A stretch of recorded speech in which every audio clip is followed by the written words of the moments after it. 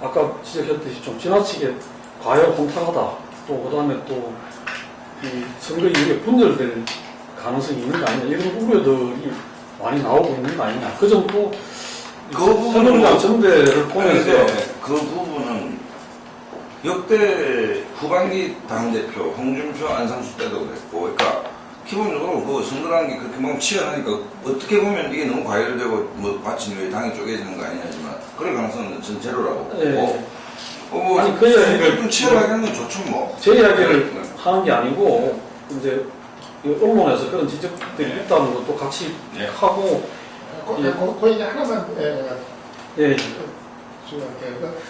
이번 과정에서도 나타난 게 이제 그 새누리당의 어떤 그 정체성의 이제 문제, 이건 앞으로 저는 두고두고 문제가 이제 될 수 있는 사안이라고 생각이 들어요. 아까 김만훈 박사도 얘기하셨지만은 굉장히 아주 극단적인 보수의 새누리당 전체가 이제 휘둘리는 것 같은 이런 모양이 지금 이제 반복이 되고 있거든요. 이번 같은 경우도 한동안은 이제 문창극에 대해서 거의 포기하는 분위기로 갔다가 아주 극단적인 이제 보수론자들이 뭐 이제 목소리를 높이니까 이 진영 논리에 따라 가지고 무조건 지켜야 된다. 뭐가 문제냐 이런 식으로 나오니까 새누리당이 상당히 또 한때 유혹에 빠지는 것 같은 그런 모습이 또 나타났던 것 같아요. 그러니까 한쪽에서는 뭐 당권 주자들 같은 경우는 사퇴해야 된다는 목소리가 이제 진작에 나왔지만은 그럼에도 불구하고 새누리당 일각에서는 상당히 또 유혹을 느끼는 것 같아요.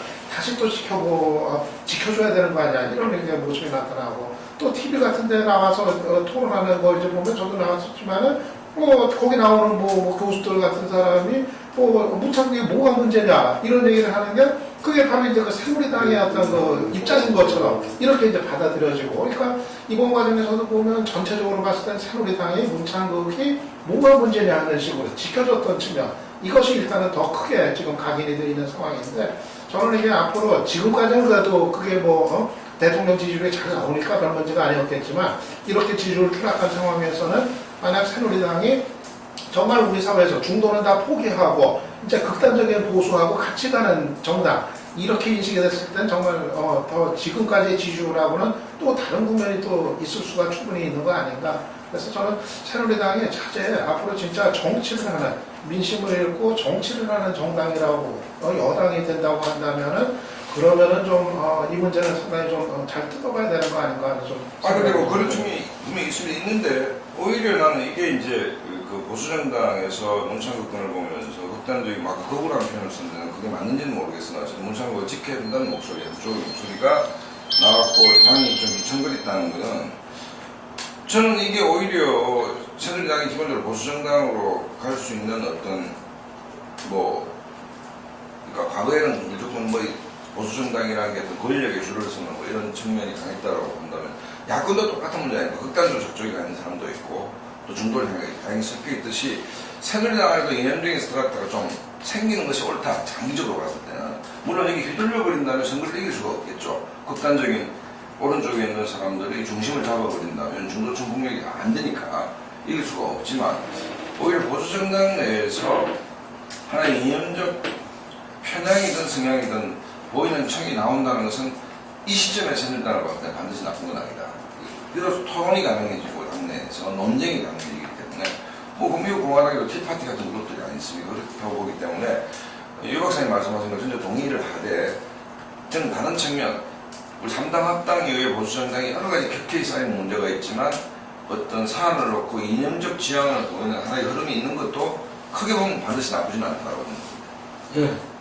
제가 자꾸 서두르는 게 유 박사가 또 15분 정도 일찍 나가셔야 된다고 해가지고 지금 이제 그런 문제들이 이제 있는 속에서 재보선이 또 다가오고 있고 재보선으로 가는 과정에서 이제 또 아까 이야기 나왔던 장관이나 다른 이제 총리를 제외한 다른 사람들의 인사 청문회 같은 문제도 같이 진행될 가능성이 있고 이게 이제 결국은 또 재보선이 이번에 한 16군데까지 가까이 치러질 수 있는 그런 큰 미니 총선이라고 하는 큰 거이기 때문에 여기서 다시 한번 민심이 어떻게 나타나느냐는 게 그 이후의 전국에 또 미치는 영향이 굉장히 클 거라고 보는데 지금 예상되는 추가 예상자들하고 전망을 어떻게 보시는지에 대해서 좀 이야기를 좀 해보죠. 지금 전체적으로 14군데가 그때 26일날 대법선거에 따라 최대 16곳까지 늘어나게 되는데 아마 지금 예상은 16곳 정도 되지 않을까 싶은데 이게서 서울 대법에 걸린 사람은 기분 나빠요. 6명이 된 게 아니에요. 하여간 예상된다 이런 것 같은데 서울이 그렇게 됐을 때 16군데로 됐을 때 보면은 그 서울이 한 2군데 그 경기도가 5군데 충청이 3군데 수도권 7군데 중부권 3군데까지 치면은 영남 2군데 호남 4군데 이 6군데를 보면 10군데 정도 됩니다. 예. 그래서 그 지역을 지난 지방선거 때 어떤 나타났던 어떤 표심과 이렇게 그 쭉 비교를 해보자면은 현재 16군데가 됐을 때 새누리당이 그 146석이 되죠, 이게. 그래서 일단은 이거는 이 집권 여당이 가반을 갖다가 확보할 수 있느냐. 지금 현재 16군데에서 10군데가 여당의 그 의석이었는데, 여기서 그 가반이 확보 가능하냐. 그거 봤을 때는, 제가 봤을 때는 이 극단적으로 말하자면은 불안할 수도 있다. 봅니다. 이게. 그래서 제 예상으로는 이 16군데가 된다면은 이 지난 지방선거가 8대9 그래서 무성부답 뭐 이런 이야기가 있는데 이번에는 기본적으로 야당의 승리가 예상된다. 지금 보면 6대10 정도로 이렇게 야당의 승리가 예상되는데 어쨌든 간에 10군데 정도가 새누리당 의석이죠, 지금 현재. 그러면은 그 의석이 지방선거를 통해서 표심이 일정 정도 바뀌었다는 이야기죠, 이게.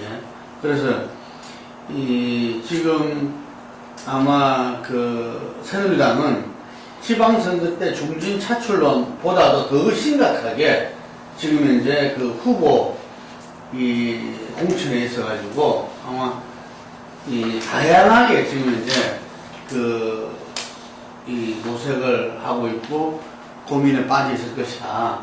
지금 맞춤 공천 이야기가 있어요. 새누리당이 먼저 공천심사위원회를 꾸렸지만 야당의 후보가 누가 되냐에 따라서 아마 매일같이 아마 지금 이 가상대결 여론조사를 갖다가 하고 있을 거고 거기서 아마 필승 카드를 갖다가 해야 되기 때문에 어떤 면에서는 야당도 먼저 후보를 노출 안 하는 게 좋다 이런 이야기도 있어요. 이게.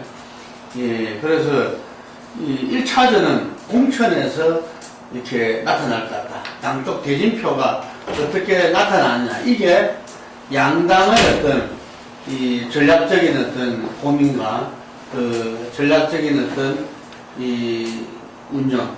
예를 들면은 지금 새정치연합도 김한길 안철수 쪽에서는 기본적으로 수도권 전략공천 그 다음에 호남은 경선 이렇게 원칙을 잡았지만 일단은 공모하는 형식으로 이렇게 그걸 했는데 하여간 여기서 지난번에 강주 전략공천처럼 어떤 지도부가 이렇게 어떤 결정적인 그걸 갖다 안 받으면서도 필승할 수 있는, 승리할 수 있는 대전주를 어떻게 짤 것인가.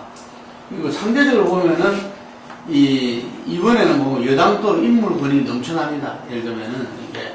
그래서 새누리당도 정말 많은 인물군들을 갖다가 어떻게 이렇게 쭉 배치하느냐. 이런 부분에서 아마 본선도 본선이지만 상당히 공천 과정이 참 이렇게 흥미롭다. 그리고 거기에서 각 당의 전략적인 고려와 현재의 어떤 모습이 표출될 수밖에 없다. 이러고. 새누리는 일단 지금 이게 좀 애매하게 되어 있는 게 지도부가 없기 때문에 비대위체제 아닙니까? 비대위체제고 그 다음에 730 보궐선거를 치르려면 7호초는 공천을 해야 되는데 14일 전대가 바뀌어있기 때문에 좀 뭔가 어수선한 상태에서 이걸 좀 할 수밖에 없는 상태고 또 당장 김문수 지사 같은 경우는 전대에 대한 카드도 아직 만작거리고 있는 상황이기 때문에 김문수가 새누리당이 동원할 수 있는 큰 카드인데 동작 같은 경우에는 선거가 아직 정리정돈이 잘 안 되는 뭐 이런 어수선한 상태인 것 같고, 야당은 나름대로 뭐 새누리당에 대해서 정리정돈이 되어 있는 상황 아닙니까? 물론 내부적으로는 안철수 대표와 김한길 대표, 진노관의 힘겨루기가 당연히 있겠지만 지도부가 좀 차분한 상태를 좀 유지하고 있는데, 저는 재밌게 보는 게 뭔가 하면 이게 상대 카드를 서로 엿보고 있는 거 아닌가라는 느낌이 좀 있어요. 상대가 무슨 카드를 꺼낼 때 이쪽 대응이 달라지는 거니까. 그래서 누가 먼저, 여기 동작만 놓고 보더라도 누가 무슨 카드를 꺼내에 따라서 상대의 이제 각마다 한 지역을 놓고 많은 사람이 경쟁을 하고 있지만 이쪽에서 선제적으로 어떤 카드를 꺼낼 때 이쪽 대응이 달라지는 뭐 이런 형태로 좀 치열한 눈치 보기가 당분간 좀 오늘 회의 한 날짜를 기준으로 본다면 좀 전개될 가능성이 높고, 새누리당 내부 얘기만 좀 하면 굉장히 지금 야권의 카드에 신경을 쓰는 좀 분위기가 있습니다. 그럼 거꾸로 야당도 마찬가지로 그렇기 때문에 제가 그냥 예측하기에는 미니 총선거를 하지만 굉장히 좀 거물들의 각축전이 될 가능성이 높다. 그러니까 내재적으로 당내의 어떤 그 개파 간의 어떤 뭐 플러스를 파냐 마이너스를 파냐 이런 측면보다는 상대 카드를 보고 서로가 이렇게 어떤 견제 기제를 작동하면서 후보를 고른다라고 본다면 그야말로 그 건물들이 기관해서 굉장히 재미있는 선거가 될 가능성이 높다. 그래서 이번에 결국 전략공천이 뭐 상당히 많지 않겠냐 예상을 해요. 사실 뭐 지난 지방선거 때 특히 그 사동천합 쪽에서 전략공천에 대한 반발이 갈등이 워낙 커가지고 한번 이제 된 적이 있어서 이번엔 전략공천 엄격히 보내지 않겠느냐 뭐 그런 얘기도 한때 있고 그랬습니다만은, 하지만 지금 박수한테 얘기하는 것처럼 지금 뭐 여야 모두 지금 상대의 패를 보고서 거기에 아주 그 적합한 인물들을 이제 투입하겠다. 다 이제 그런 기조들을 유지를 하고 있기 때문에 아마도 좀 그런 그 정말 수를 읽으면서 필승의 카드를 내보는 데 있어서 전략공천은 이번에 뭐 여야 막론하고 상당수 힘이 있지 않겠는가 예상이 되고요. 다만 이제 그 지난번에 그 새정치연합에서 그냥 뭐 밀어붙이기식 전략공천하다가 이제 되었기 때문에 아마 좀 그런 이제 노하우가 있기 때문에 이번에는 좀 이렇게 무리가 없는 어떤 전략공천, 어느 정도 좀 이렇게 공감대가 어떤 형성이 될 수 있는 전략공천 카드들을 뭐 새정치연합 같은 경우는 구상하지 않겠는가 그렇게 일단 좀 내려 보이고요. 전체적으로 아까 얘기처럼 뭐 기본적으로 야당이 지금 이제 뭐 주도권을 갖고 가는 그런 이제 제 7.3 공제보선이라고 생각이 이제 되고요. 그게 뭐 꼭 새누리당 원내 과반이 무너지지 않다 하더라도 일단 야당이 뭐 압승을 거두는 결과 정도로 나온다고 했을 때 그러면 아마 박 대통령의 어떤 리인덕은 진짜 이 7.3 공제보선을 거치면서 이제 본격적으로 진행이 되는 수준으로 가지 않겠는가 생각이 되고, 근데 그 가능성이 저는 상당히 있는 상황 아닌가 판단이 이제 돼요. 그러니까는 지난 6.4 선거를 그래도 그 정도에 막았던 게 이제 박근혜 마케팅이었는데 그때하고 지금은 또 다르다. 과연 지금 새누리당이 뭘 가지고 지금 더 막을 수 있는 소재가 박근혜 마케팅 이외에 뭐가 있을 건가 생각하면 떠오르는 게 막상 없고, 그런데 박근혜 마케팅이 이전만큼 또 효과가 있을 것인지 이거는 또 이제 뭐 별개의 문제가 되는 상황인 것 같고, 그래서 저는 전체적으로 상당히 좀 전국의 분기점이 될 수 있는 그런 재보선이 되지 않겠나 예상이 되고, 다만 이제 아까 얘기했처럼 공천의 중요성, 진짜 6.4 선거에도 나타난 것처럼 어떤 인물이냐가 굉장히 선거 결과를 좌우하기 때문에 공천만 상당히 야당이 제대로 하고 공을 들인다면 전체적으로 야당이 이기는 선거로 가지 않겠나 그렇게 봅니다. 기본적으로 여론이든가 지역 지금 나와 있는 재보궐선거 지역에 구조상 봤을 때는 야당이 유리할 수밖에 없는 거죠. 그런데 얼마나 야당이 가져갈 건가 이것도 아주 중요하다고 봅니다.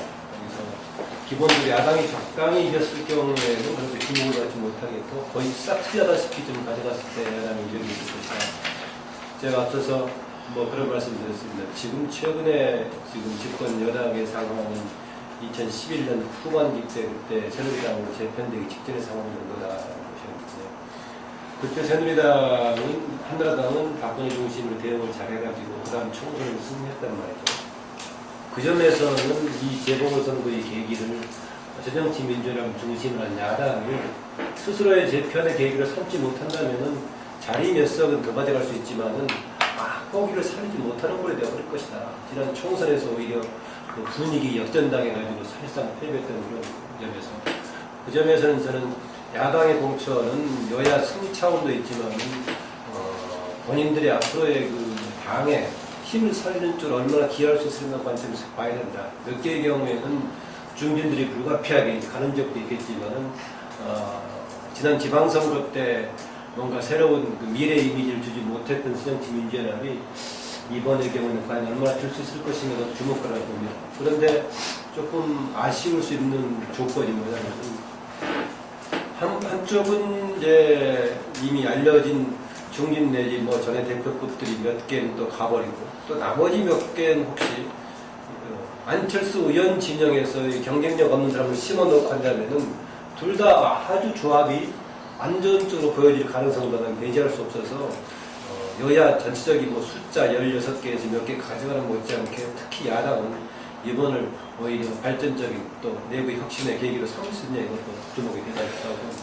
전체적인 기조에서 유 박사님 말씀에 동의하는 것이 뭐 야권이 유리할 수밖에 없는 구조. 지금 뭐 정권의 지지도 여러 가지 분석을 봤을 때는 환경은 뭐 이번 보궐선거는 야권이 유리했다라고 봐지는데 이겨서 지는 선거가 있고 지어서 이기는 경우가 있는데 결국은 뭐 이번 선거가 선거초가 아니고 이제 총선 대선을 향해서 가는 여정인데 야권이 압승을 했을 경우에 어떨 것인가. 저는 그것이 야권의 심각한 오히려 내부 문제를 덮는 기가 됐을 때는 큰 전쟁을 오히려 지금은 양 진영이 자기 문제점을 적나라하게 노출 많이 될수록 문제의 심각성을 내부적으로 인지할 수밖에 없는 그 상황에 몰릴수록 총선 대선을 준비할 수 있는 시간이 충분히 있기 때문에 유리하지 않느냐라고 저는 봅니다. 그렇기 때문에 뭐 지려고 하는 당은 없겠지만 전체적으로 야권의 성공 가능성이 대단히 높다. 그건 승리했을 경우에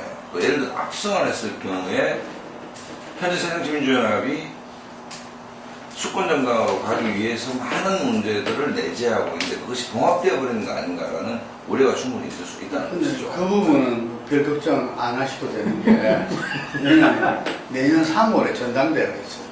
이게 3월까지 지금 전당대 유보되어 있는데 그리고 실제로 이제 그런 모습들을 2010년도 지방선거에 야당이 이겼다가 그다음 총선 대선에서 이제 다천 그런 뭐 충분히 다 경험할 만큼 경험했기 때문에 다를 건데 제가 볼 때는 지방선거에서 이번 재보선 같은 의미는 일단 뭐 야당이 승리하냐 안 하냐를 떠나서 저는 기본적인 게 현재 박근혜 정부이기 때문에 과연 박근혜 대통령이 이번 지방선거는 이제 8대5 무승부다 뭐 이렇게 해서 뭐 어느 한쪽도 뭐 그하지 않게 지금 넘어갔어요. 뭐 우리 폴리피플에서는 둘 다 패배했다 이렇게 둘 다 졌다 이렇게 그래서 반성하라 이랬지만 뭐 둘 다 별로 반성하지 않는 형태로 지금 가고 있는데 이번 재보선에서는 저는 야당이 중요한 것이 아니라 박근혜 정부와 박근혜 대통령을 봤을 때 이번에 민심은 정확하게 좀 전달되어야 된다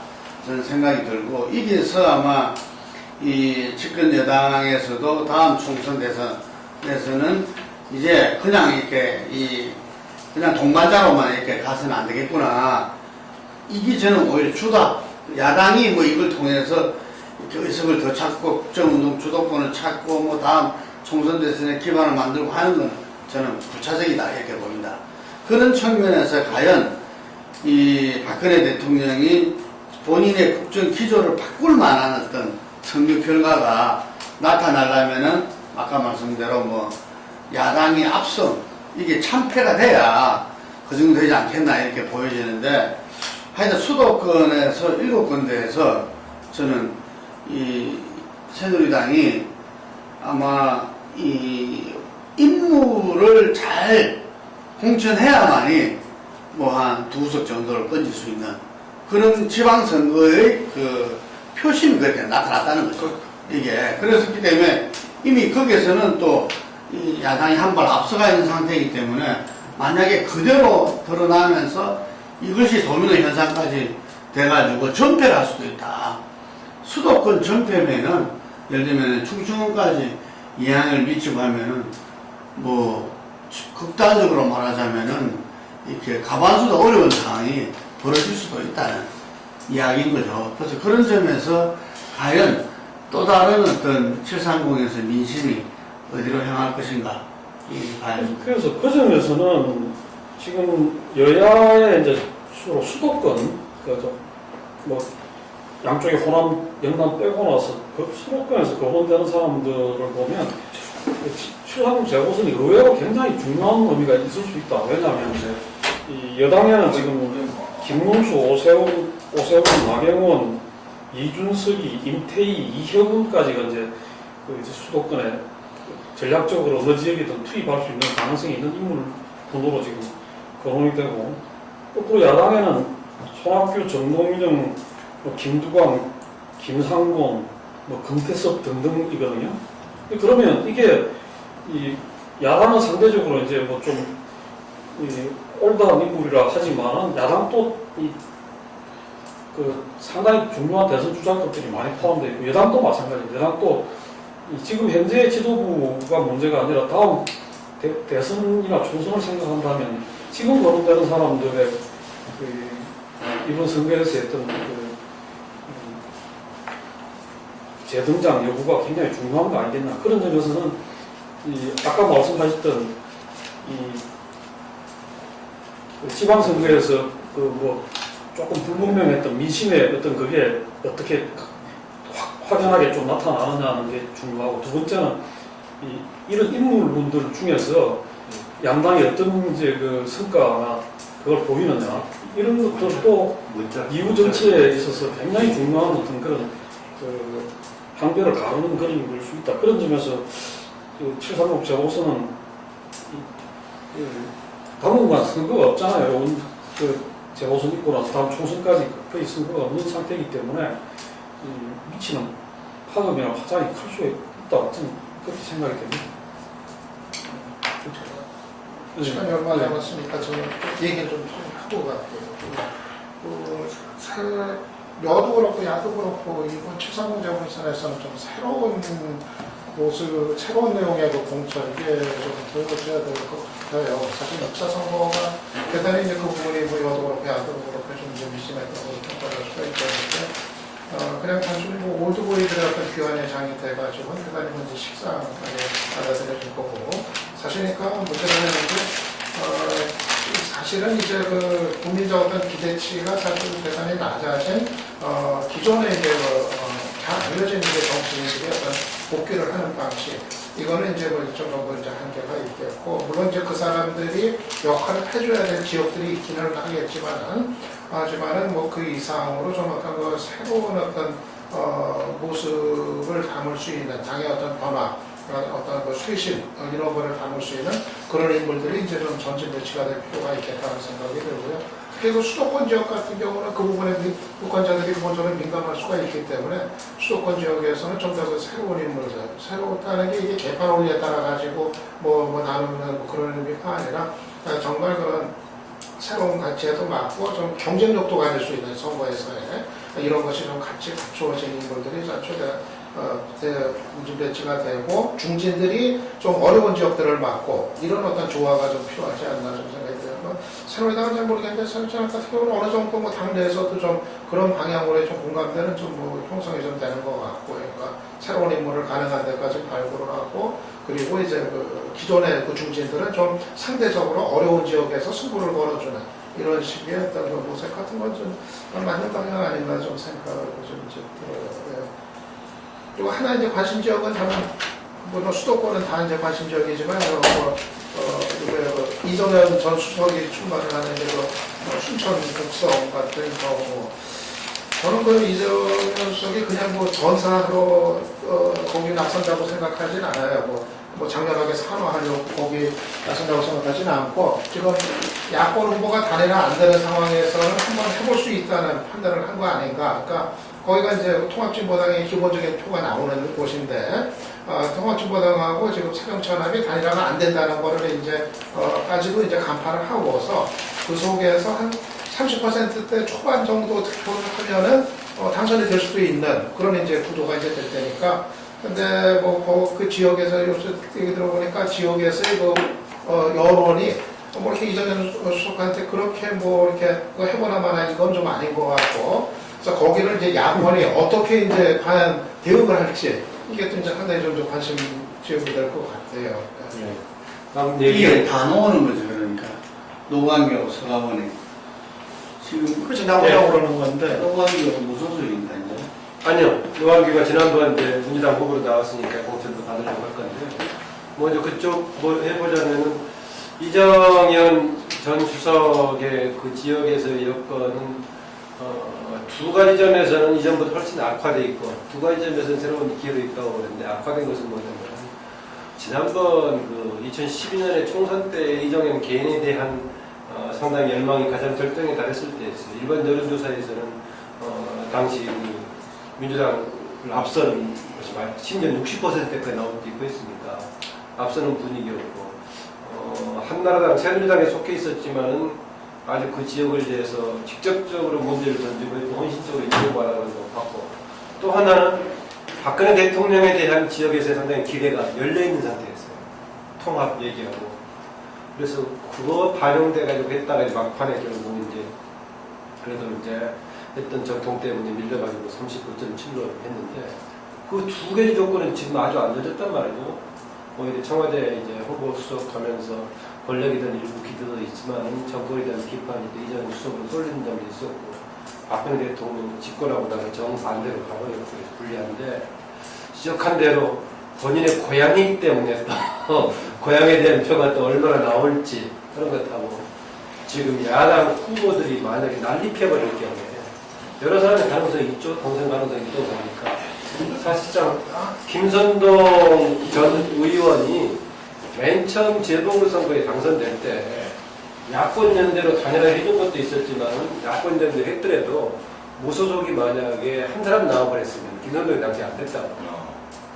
그랬는데 여러 사람 심지어는 뭐 조순영 뭐 여러 명 나와가지고 완전히 다 갈라져서 그렇게 남은 상태에 됐다가 그 다음에 이제 자력으로 이제 지난번에 돼버렸는데 이번의 경우도 과연 이쪽 현재 야권에 해당된 사람 몇 명이 나올 것이 이게 변수가 될 것 같은데 이정현은 아마 그런 걸 고려해서 본인도 당선 가능성을 기대하고 있는 것 같아요. 그 다음에 그 이명식 주관이 지적했던 그냥 승패 문제뿐만이 아니라 여야당의 잠재적인 대권 후보군들이 지금 후보로 나와서 이것이 어떻게 배치되느냐가 굉장히 중요할 수 있다고 보는데 또 그게 한 뒷면에는 일부 몇 사람의 경우에는 잠재적인 후보군이도 하지만 또 어떤 사람들은 계속 대권 이런 것만 팔듯이 전혀 이무기밖에 안 될 분들이 계속 이름 팔아가지고 잘 지키려고 나온 사람들의 경우에 당의 발전에 도움이 안 되고 자기만 하나 가져가고 이렇게 돼버리면 어떠냐 라는 걱정도 있습니다. 뭐 마지막 김만현 원장님 지적에서 공개한 게 그건 뭐 두 당 다 마찬가지인 것 같고 전부 뭐 사실은 국민들은 그쪽 사람 생각도 안 하는데 자기 스스로 자가발전형 대통령 자가발전 후보들이 또 심심하니까 오선판에 뛰어드는 거는 양당에서 좀 하는 게 많더라고 가지고 그 다음에 여기서는 좀 재밌게 보는 것이 뭐냐면 어쨌든 좀 명함 두꺼운 사람들로 배치한다. 상대 카드를 보고 했을 때 명함 두꺼운 사람의 자원이 어느 쪽에 많으냐 야당이 훨씬 많은 것 같아요 지금 그게 현 주소다 지금 명함 두꺼운 사람 쭉 나래들을 세우니까 사실 새누리당이 별로 없어요. 지금 김문수 지사야 분명히 잠룡 맞고 하경원 의원이 과연 잠룡인가 그건 별로 동의하기 어려운데 어쨌든 뭐 인기 있는 사람들 쭉 배치를 해보니까 새누리는 사람이 별로 없습니다. 진짜 동원하십니다. 다만 이제 야권도 긴장해야 될 게 저기 평택에 지금 임태희 아저씨가 뛰고 있잖아요. 그러니까 전체적인 흐름과 기조는 야권이 유리하게 틀림없이 맞아요. 지금 대통령 지지도나 세월호 이후나 지금 뭐 집권의 당이 굉장히 어수선하기 때문에 그럼에도 불구하고 지역 하나하나씩 구체적으로 봤을 때 하나이 과연 어느 지역, 동작, 평택, 수원 이렇게 갔을 때 100% 이기느냐? 난 장담할 수 없다고. 그건 그 지역에 사정도 있는 것이고, 그 다음에 예를 들어서 유정복 좀 다르지만 인천에 투입했을 때 손익이 적지 않습니까? 뭐 지는 이유가 여러 가지가 있겠죠. 하지만 지역별로 특성이 있고 삭바가 구체적으로 잡혔을 때 큰 흐름상 야권이 유리하지만 반드시 이기냐에 대해서는 별로 그렇게 야권 입장에서 낙관만 할 수는 없다 이렇게 봐지기 때문에 결국 이 재보궐선거 문제는 지역별로 선수 구성이 어떻게 되냐, 라인업이 어떻게 되느냐를 보고 좀 판단해야 되는 거입니다. 예, 이 문제는 지금 여야가 아까도 지적했듯이 상대 후보가 어떻게 구체화되는 걸 보면서 이제 전략을 짤 가능성이 많고 또 당의 어떤 방식만 갖고 되는 게 아니라 실질적으로 이제 그 맞대결을 붙여봤을 때 경쟁력이 얼마나 나오냐 이런 것들도 이제 나중에 공천 과정에서 더군다나 전략 공천이라고 했을 때는 그런 것들이 아주 이제 민감하게 작용을 할 건데 그게 어떻게 나타나냐 이런 것도 더 두고 봐야 될 것 같습니다. 결국은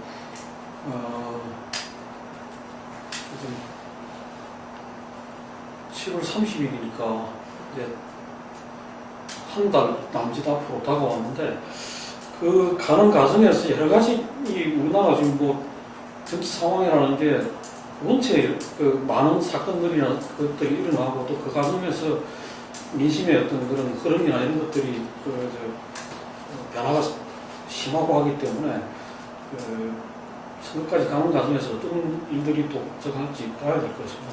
당장 지금 세월호 국정조사 같은 문제도 있고 또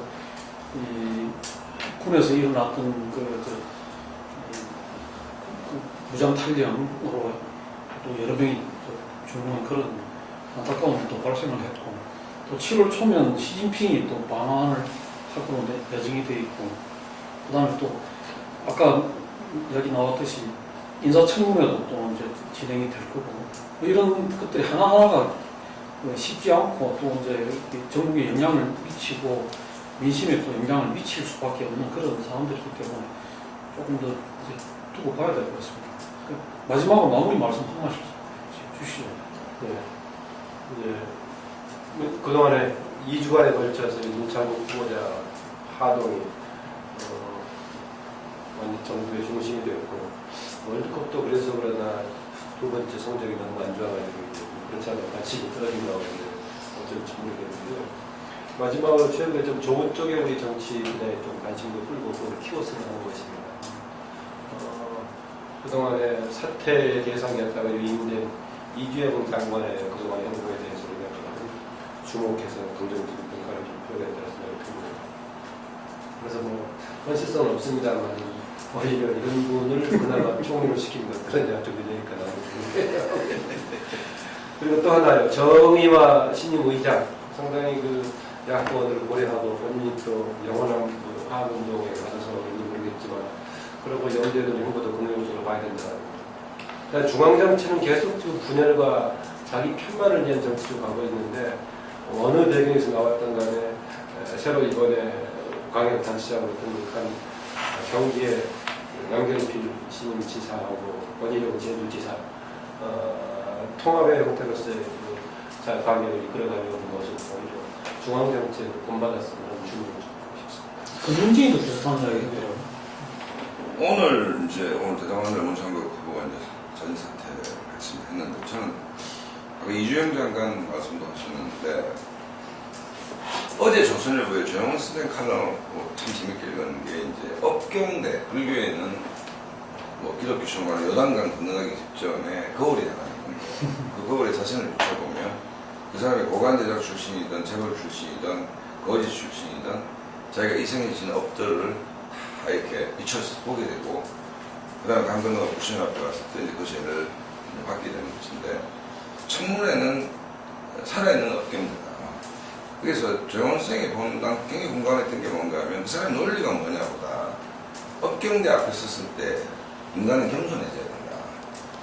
대중에게 비친 이미지가 어떻든 간에 자기의 약점, 아픔, 치부를 드러내는 것이기 때문에 겸손함을 유지하지 않느냐. 저 사람이 그러니까 총리든 장관이든 청문회 서는 사람들은 기득권층이다. 이 기득권층이 자세가 그 사람의 신앙관념을 통해서 하는 말이 옳든 그렇든 간에 국민 눈높이에서 겸허한가를 보는 것인데 문창규가 최소한 그 부분에 있어서 오만했다. 라는 지적을 저는 굉장히 공감을 했습니다. 이주영 장관도 참 욕을 먹었죠. 하지만 내려놓고 그 아픈 분들하고 함께 함으로써 반전의 기회가, 그건 정치적 어림수가 있었던 것이 있든 아니든 간에, 그러니까 국민들이 보고 싶은 지도층의 모습은 진보든 보수든 그런 모습이 아니겠느냐. 그래서 문창극의 낭만은 저는 그 개인 탓이다. 신앙감정, 그 다음에 위안부 문제에 대해서 진위가 왜곡됐고, 또 특정 좌파 언론인이 짜집기를 해가지고 혹세무민했다 하더라도, 설사 그랬다 하더라도 문창국 후보자가 서울대 법대를 나오고 언론인으로서 평생 기득권과 어떤 권위를 가졌겠지만, 총리 후보자가 되는 순간 총리가 뭐 하는 자리인가, 국민을 모셔야 될 자리고 내가 가장 낮은 곳에 있어야 되는 것이고, 거기에 대한 이해가 너무 부족한 게 아니냐. 그래서 다만 문창국 개인의 문제가 아니고 우리나라의 힘 있는 사람들이 갖고 있는 자세가 아닌가, 그런 부분을 좀 통렬하게 가르쳐준 장면이었다. 이렇게 정리를. 롯데 맞아요. 문창국이요. 경찰까지. 진짜. 진짜 어쨌든 뭐 좋은 대학, 대학하고 같이 다녔죠. 좋은 대학을 나오셔가지고, 그러니까 그 지도자가 가져야 될 어떤 자세를 한번 반추하게 만드는 하나의 계기였다는 생각이 들고, 완벽한 인간은 없다고 생각합니다. 다 흠이 있는 것이고 한 세상을 살다 보면 단점도 있는 것인데, 어쨌든 일국의 총리가 되고 장관이 된다는 사람들이 청문이라는 당이 뭐냐, 야당이 믿기도 하고 또 뭐 낱낱이 들춰내는 것에 대해서 가족적 충격도 있겠지만, 그럼에도 불구하고 그걸 수용하고 겸손한 자세를 유지한다면 국민들은 또다시 기회를 줄 수 있다고 저는 보거든요. 근데 문창국 후보자가 보여줬던 1년의 후보가 된 뒤에 어떤 자세 문제가 본인 낙마되는 사실은 결정적 이유다. 아이고, 사퇴하면서까지 저렇게 하는 거. 근데 진짜. 제가 볼 때는 그 후보자로 지명되고 나서의 과정을 지금 말씀하셨는데, 저는 그거는 문제 본질이 아니다 이렇게 봅니다. 문제 본질은 그런 후보를 지금 세월호 참사 이후에 이 중차대한 시기에 총리 후보자로 어떤 지명한 그 대통령과 청와대의 문제다. 이 국정 운영의 주체자의 그 문제다 이렇게 봅니다.